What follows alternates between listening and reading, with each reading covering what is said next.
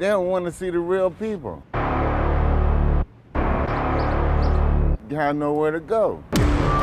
Sam, who didn't want to use his last name, is a man who's using a homeless shelter on Lakeside Avenue. He knows about the preparations and polish put on Cleveland for the RNC. We just want this to portray as a neat and clean and decent city, which it is. I mean, you know, but it's got its faults like every other city does. This lakeside shelter is on the very same street as Cleveland City Hall and the Convention Center. But Sam knows delegates won't get this far up the road, so he has a message for political leaders. What they need to do is bring these companies and factories back in the country so we can have jobs for everybody to work. Sam and others here find it hard to comprehend that so much attention has been focused on making downtown look good. They're asking, what about them? For certain people that don't know how to survive, it can be hard. The streets of Cleveland can be hard. Those streets are not hard to find. So many neighborhoods struggling with so much blight. Run-down homes, businesses that clearly have seen better days, other buildings falling apart, all visible every day to those who want a better way. I was so upset and wondering why it was boarded up. Miss Hubbard, as she's known on Darley Avenue, a gnarled, poorly paved street on Cleveland's east side, is talking about this school.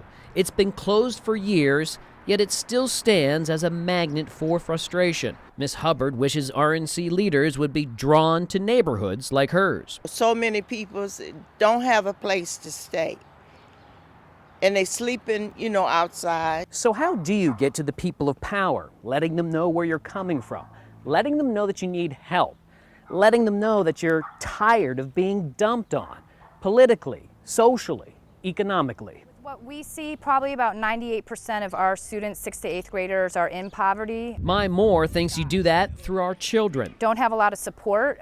They may have eaten ranch and rice for dinner, were up late, maybe saw their mom got beat up. Mai is the founder of Empowering Youth Exploring Justice, a nonprofit in Cleveland that teaches values and self-confidence in our children. She's trying to break the spinning cycles of struggle by talking with and educating kids during discussion series she's held over the last 3 years.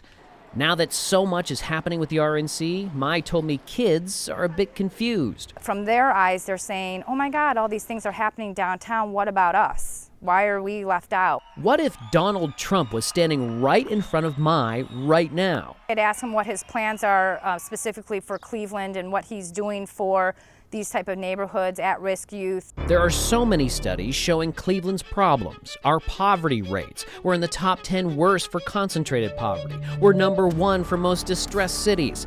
But Sam told me he has an idea for RNC participants and political leaders. They just need to go ahead and stop treating people like they're numbers and try to treat them like they're human beings. I'm investigator Jonathan Walsh, News Channel 5.